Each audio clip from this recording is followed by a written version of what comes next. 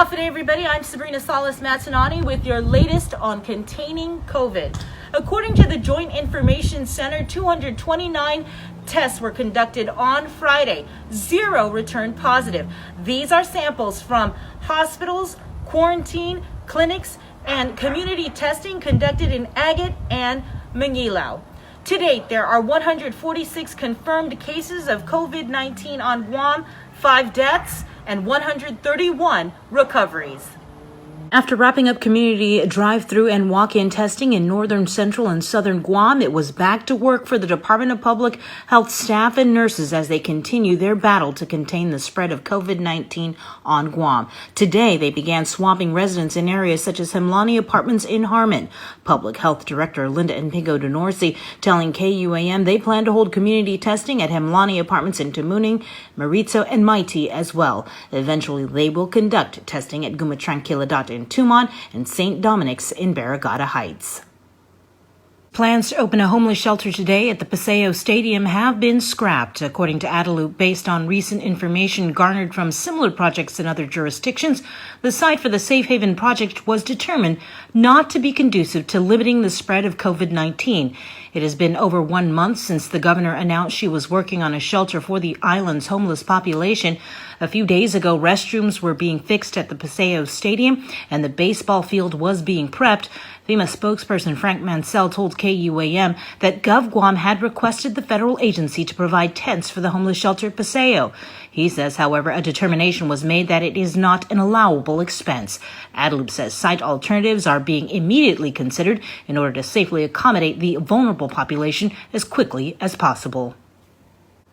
Governor Lulian Guerrero's former chief of staff, Tony Pabalta, isn't the only high-ranking official who was and is allowed to stay at the Pacific Star in Tumon. KUAM has confirmed that Guam Energy Office Director Rebecca Respicio, Guam Housing Corporation President Alice Tyron, and Guam International Airport Authority Deputy Executive Manager John Kanata are also staying at the Tumon Hotel. According to documents obtained by KUAM, the Pacific Star is being used as a quarantine isolation facility by the local government. Governor Leon Guerrero's Director of Policy, Carlo Branch, says Respicio and Tyron staff the quarantine site 24/7. Quote, "This is because regular hotel staff are not permitted to have contact with quarantined individuals.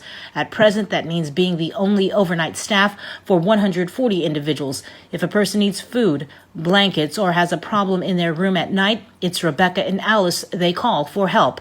It's also important to note that while arrivals are much smaller, inbound flights to Guam still occur requiring quarantine. As for GIAA Deputy Executive Manager Kanata, Carlo responded, "I cannot comment on matters related to HIPAA." Pabalta resigned as chief of staff on Friday following a whirlwind of controversy related to his one-night stay at the hotel. It's not clear how many GovGuam employees are being allowed to stay at the Pac Star. Earlier in the week, Carrera told KUAM that 2 to 3 staffers work the site at any given point during the 24/7 period and are provided a room to rest. Starting Monday, GRMC will be implementing changes to its visiting policy. GRMC will still observe social distancing and all visitors must wear a mask at all times while in the hospital. Everyone entering must submit to a screening by security for temperature and possible COVID-19 symptoms. Anyone who refuses to be screened or wear a mask will not be allowed to enter. Some of the changes include that inpatients will be allowed to have 1 visitor per day for a period of 1 hour.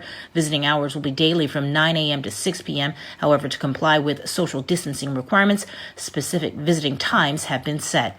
Overnight visitors will continue to not be allowed unless a specific order is given by the patient's doctor in consultation with nursing staff.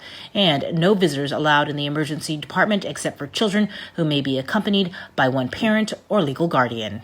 Thousands watched online and on KUAM TV. Archbishop Michael Burns holding a special Mass to reconsecrate our island to the Blessed Virgin Mary. During the Mass, the Archbishop made the announcement about outdoor services. This coming week, we will have the opportunity in the parishes for which it is possible to have Mass, congregate in a parking lot, and to receive communion from their cars. So I just want to make this known at this point, in just that it's another ray of light for us here on this island. And we're doing this in cooperation with the Department of Public Health, and just wanted to acknowledge that as a church, we have a strong